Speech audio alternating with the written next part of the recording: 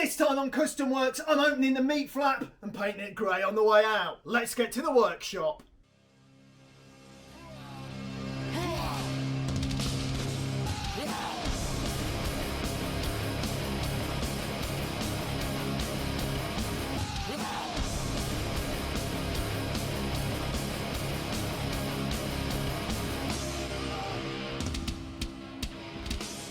So this time on Custom Works, we are looking at that Meat Wagon. I've got to get that hole inside of that car. At the minute it's just like rough MDF and like rough plywood, but we need to get it to a nice smooth primered finish, ready to be clad in stainless steel and to be painted silver. Also, because some wiring work is going to be going on with the Meat Wagon later this week, I get to have a few hours on the 60s truck and get that sort of like automated continental kit sort of made. So I'm aware I'm already here, but let's get even more to the workshop. Wow, I've been doing a lot of work on the Meat Wagon. Now, didn't film it all. Let's have a look what I've done. Come on in! So then, down this end, probably on the camera it doesn't look that much different, but everything's smoothed out now, and we've got the light aperture for the light to mount in the ceiling. We've just have a piece of perspex that fits nicely in there behind these lights, and this bit's looking good. But if we turn the camera around, we have got the coffee machine actually in place. We've got the counter, we've got some cubbies under the counter, we've got everything. It's got storage space above the coffee machine. That's got like a cubby that fits in there so we can still gain access to all the important gubbins behind there. Got a nice inspection panel for service in there as well. It is all coming together. But of course, the coffee machine being there means the coffee machine is also here at this point. The driver and the passenger are not going to be happy with that. But we can move it because we have actuator power. So this is how it is when the van is in service, and this is how it will be when the van is in transit. Not a transit van. Don't make that mistake. It's a taxi. Let's check it out.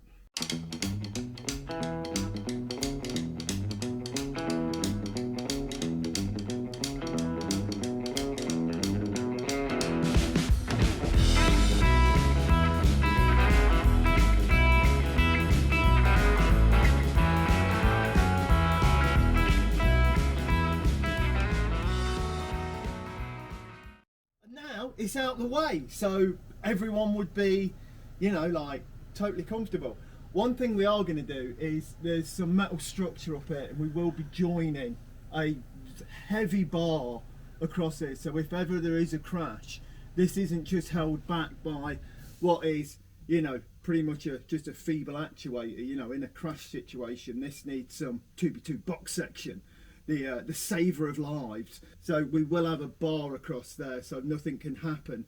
And also this gap that's left, all of this means now that like the Meat Wagon's got like an attic above the passenger compartment where the water tank and everything is, and we can get to all of that through that hatch. Once this is forward, we can get in, service the water tank, service the water filter and the water pump and the power inverter as well.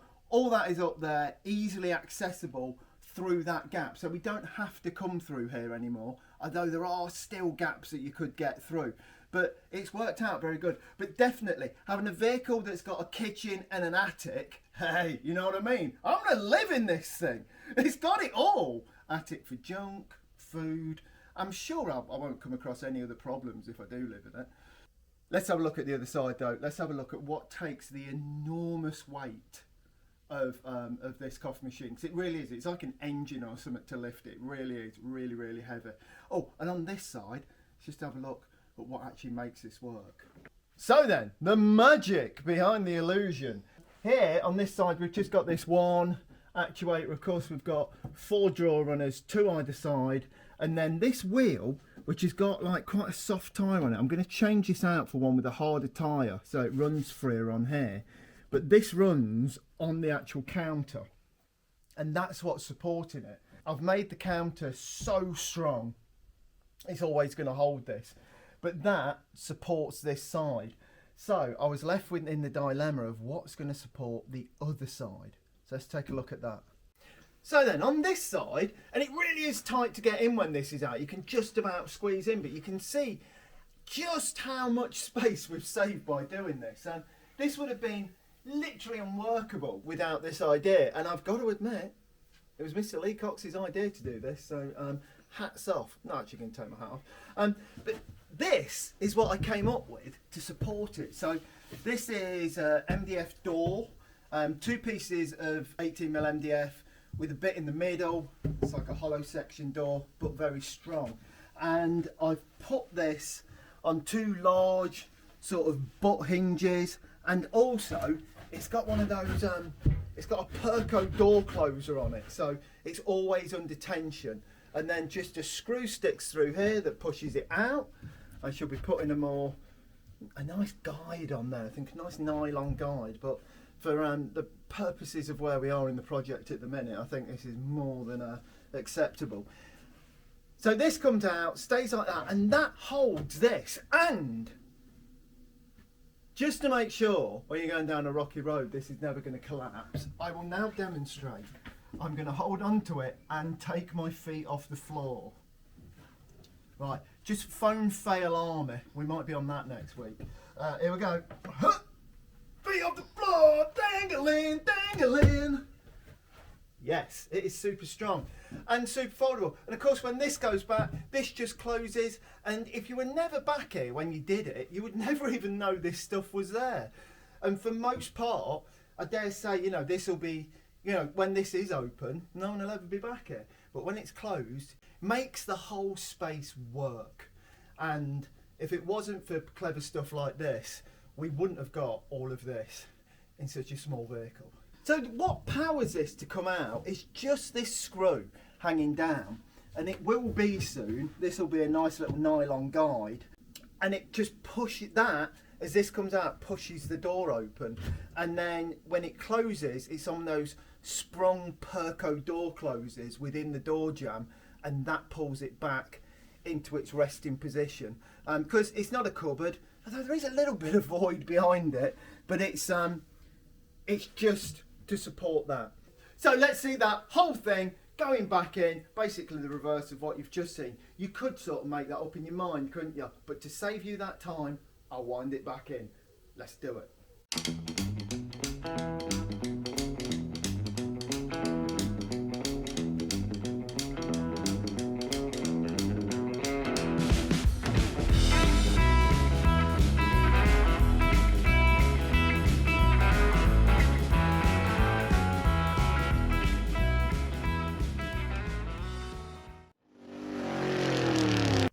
And I'm in the Meat Wagon, and for the first time, it actually looks like a catering van. Look, we've got all of this. I don't know what any of this stuff does. But it actually looks like a catering van. This is just so cool. All of this around here is going to be like finished in stainless when it's done. So it will look like the coffee machine's just vast. You know, it just goes on forever like a huge, like the Wizard of Oz or something, you know. It's starting to look great. It is really, really coming together now. We've got a counter. There's going to be some more fold-out counter just here, but definitely a counter for me to check out. Hey, what's on your mind, man? You know, all that sort of stuff. Really is going well. Really starting to look actually like one day it's going to serve coffee. And yeah, I'm excited to see where all this goes because it is going to look awesome. Right, so now we know all the equipment fits in here. We've had the griddle thing that you shove the burgers around on, chip machine, which I think is a deep fat fryer, and this bit that goes in that makes the coffee, really big kettle. All of those things fit. So what I've done, I've sanded and painted and sanded and painted. And as you can see, all these curves are nice in here now, everything's been body worked. And some of this is going to be silver, most of it though, all the wooden bits and at the back there, that's all going to be clad in stainless steel. As with these cupboards down here as well, these cubby holes, this will all be clad, so any rough bits will be covered. And it's gonna look great. In fact, some of it looks a lot better than I thought it was gonna look. I never thought in here would look so cool. And of course, with the recessed lighting as well, which will just be flush in the ceiling there, that's come out quite well as well. So we really are rocking on with the Meat Wagon. On this project sometimes, and this happens with a lot of big projects, is that you get to a point where you think, this is never going to be finished. I don't know, I think there's just so much to do. But I really think the back is broke on this. Now we've got this inside looking good. But it's coming on. Can't wait for it to be done. Tune in next time. See more on the Meat Wagon. Another thing this week that we've done on the Meat Wagon is finally put in this double line that goes round the top here. So if you remember from recent episodes, it was up on the ramp for quite a while and we worked underneath it, and at night, weather was good, I just left it up there. And from my garden, I was looking at it and there it was. And I was thinking about where the sign writing's going to go. And I like this bit on the front with this, but it never followed all the way around the van. I thought, here we could have the words of some of the things it sells. Meat, chips, different kind of meat. And I thought, wouldn't it be good if that went all the way around it and we had it in a really cool font and it looked, you know, really cool. So I've added this other line and that has given us this. What I'll do is, obviously this is in the green, this will be in the polished aluminium look, and this will be like an off-white sort of cream, sort of like this, beautiful finish around here, and then it will have the lettering on. It's going to look great, and it was there all along. All I had to do is stare at the van and the ideas came. So that's why that's there. I've done the other side as well, and I think it's going to be a really good feature on the van. Okay then, so while some wiring work's being done on the Meat Wagon, we get a chance to drop on the 60s truck. And what we're going to do is make this circle of dye bond, which will eventually be the Continental kit for this, and we want it to sit about here, just like on the Golden Sahara. So we've got the double fins, we've got the Continental kit, but the problem is it can't sit here, because of course this ramp moves in and out to load the motorbike on. So we need this to move from here and hopefully go to here. So from the side of the vehicle, it looks nice, and then when it's back on there, it covers the edge of the ramp and tidies up the back of the truck. This is not going to be easy though. We've tried this already. We're trying to make it sort of swoop underneath the vehicle, but of course it's all on bags and it's all very low at full drop, and we've got a lot of stuff at the back, a lot of mechanism that makes the ramp work. You know, there's actuators and all sorts back there. So we're going to swing it like that. So first up, what we have is this, which is a wheel bearing off a modern car, which once I went into a charity shop and for some reason this was on the side for £5, and I thought, you know what, that will come in useful one day. No playing it or anything. I've already tapped it out so it's M10 and M12, and what I'm going to do now is make a mounting plate so I can mount this somewhere down here. I'm thinking I'm going to mount it there, bring an arm that swings under the truck, goes backwards from it into there, and then swings out like a hinge, bringing the Continental kit from there to here in a nice smooth motion. I don't know if anyone's familiar with the doors on Automatron, but they work from one massive bearing. There's no actual hinges in the door shut, there's just a huge arm and bearing underneath there. And this is similar to that. And you know what? If I went back in time, I would use these, because then I could unbolt the doors off of that car. But that car's a long time in the past, but I still do think of it and think, oh, you know what I could have done? But anyway, we're on this car today. Let's get this plate and a top plate made for this, get it welded in, and then we'll make a few mock-ups in wood then make the actual arm that is going to swing that. And you know what I'll probably do before the end of this? Yeah, you got it. I'll put an actuator on it so you can just do it at the push of a button on the remote. And this will be the opening door that starts the mechanical ballet of the bike unloading. Right, so I made a template and that fits nicely on there and it lines up with these holes. So now I'm going to transfer this onto this, and this is like 8mm plate, something like that, but it seems man enough for the job. I'm going to plasma cut this out and then we can weld it on, and we've got like our first datum point of how this whole thing's going to work.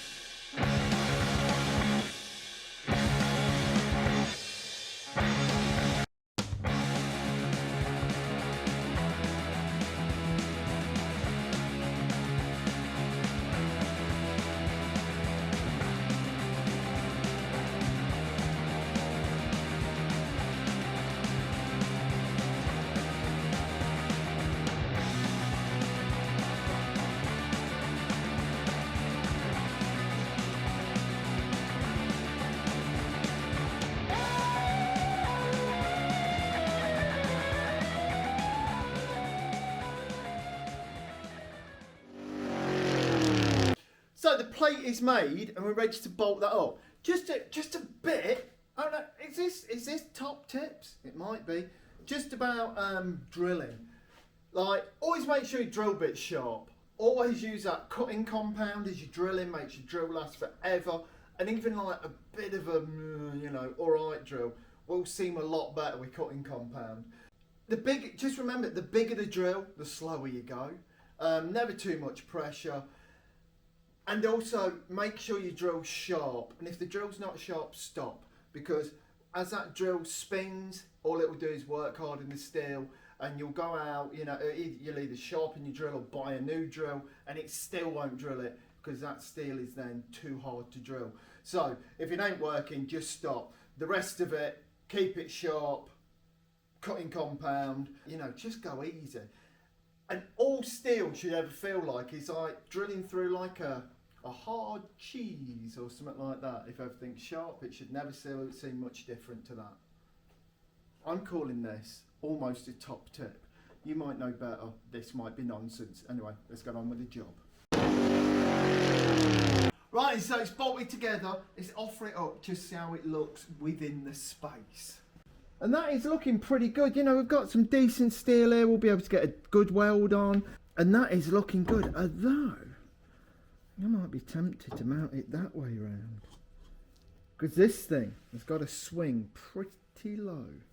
Okay, so that fits. And whichever way round we put it, what I do know is we're going to need another plate to fit on there. So let's go and cut another plate to fit on this, so that we've got something to mount our hinge arm to.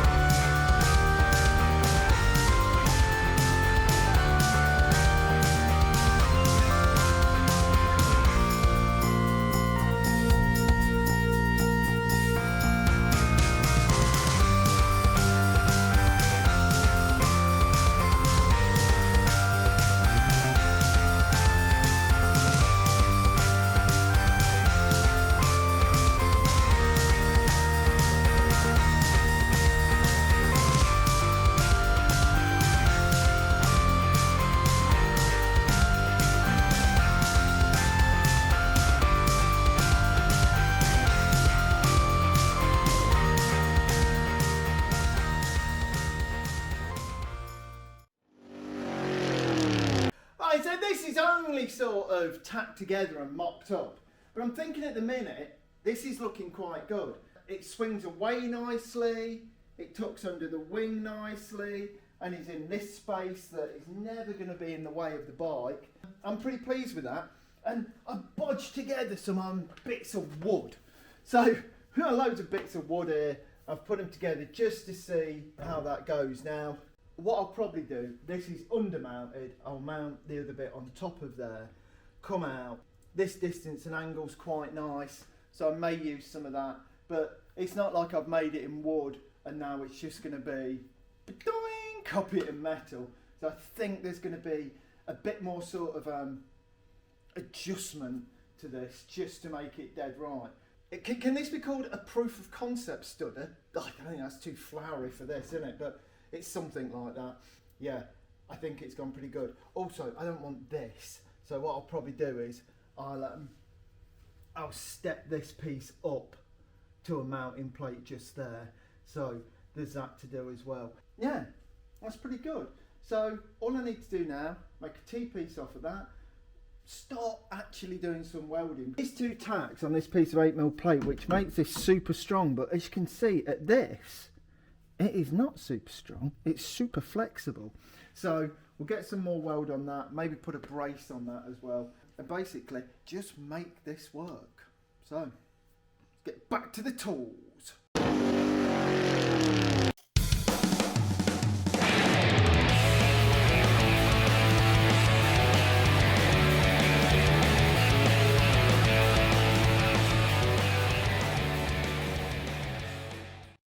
So we've made that piece of wood into this piece of metal. I've just got it clamped on at the minute, just seeing, you know, where it's going to go. But this is, you know, it's got no play. It clears everything. It moves into that position there nicely.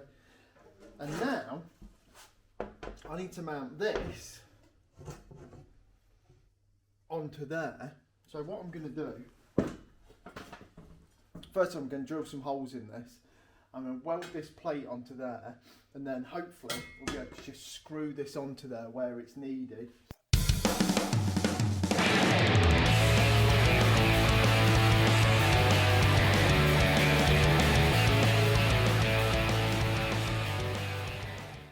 I'm thinking it's in the right place, it's at the right angle, and it swings in the right area as well.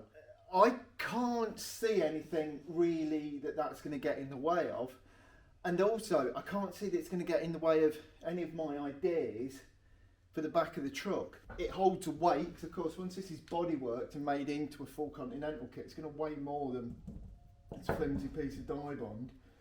But now I'm pretty sure I've got a good mount in there, and this is what I want. So now let's put an actuator on it, because this is going to be the first part on the remote. So you press first, this comes out, then this comes out, and it's the bookend to the mechanical ballet, which is this bike ramp. So it all works, and now we want to actuate it. So I've got this ex-hospital actuator, which are just the best actuators, although this one moves really slow. So what we'll have to do is put a stepper to up the voltage to get it to move a bit quicker. But for now, that doesn't matter. Got about an 8-inch stroke on this, and between here and here, it's going to be about 8-inch to pull this in. So we need to mount this to the side of there, and we need to mount it under the car. So it pulls this back to there and actuates this. So first off, let's make some little brackets to weld on here and to hold this, so it gets this from this angle and moves it through 90 degrees to there. Okay then, so you join us here today watching the slowest actuator move the Continental kit. There it goes, slowly moving, very, very steady.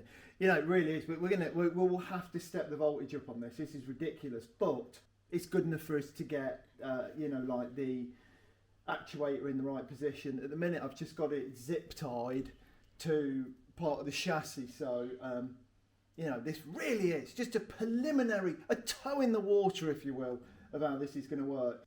Well, let's just wait and watch. Fascinating.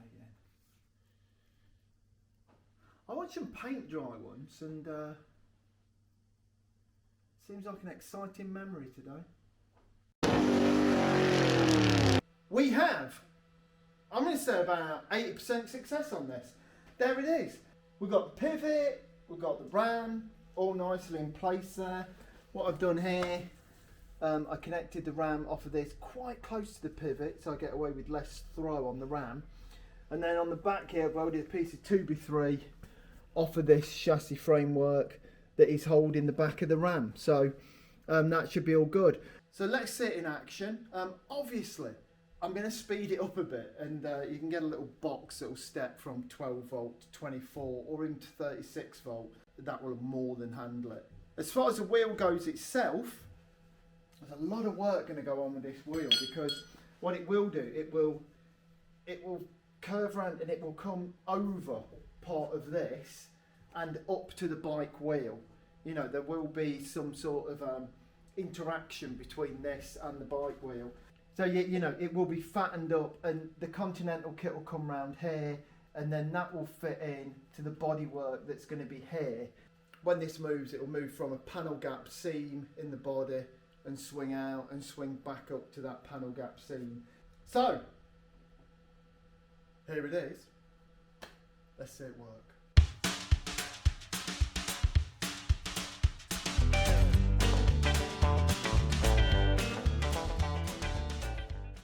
So that's it. It opened and it closes.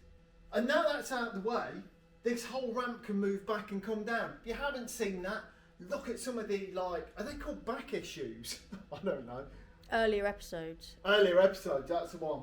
So look at the earlier episodes and you'll see with the bike on how this moves in and out.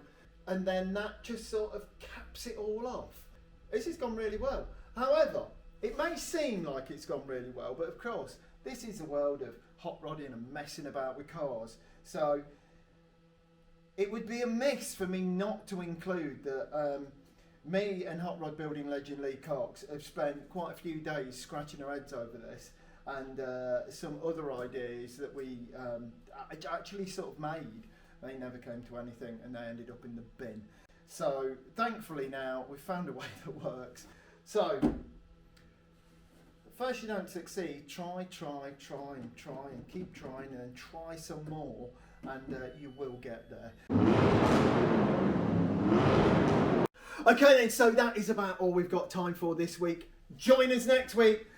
Loads more stuff, more Meat Wagon, more 60s truck, more automotive madness. In the meantime, don't forget, do the bell icon, big thumbs up, the lover icon. Is that even a thing? I don't even know. There's so much for you to do. Do all of that and leave a comment down below on anything you saw and liked or didn't like in this episode. Anyway, next week, whole new episode. Until then, thank you very much and good night.